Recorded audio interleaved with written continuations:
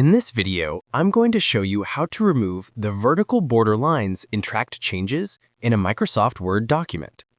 Let's open a Word document. These are the tracking lines I'm talking about. Normally, if we open a Word document newly, the previous tracking lines should not appear. But sometimes, due to glitches or errors, the lines remain even after reopening the document. So how can you remove these lines? In the title bar, click on Review. In the menu bar, go to the Tracking section. In the Tracking section, click on Accept.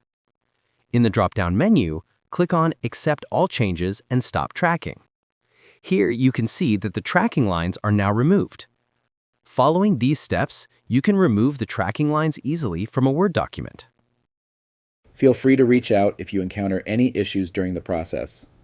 If this video helps you out, please leave a like and subscribe. Comment below if you have any questions. If you need further assistance, consider hiring a professional using the link in this video below.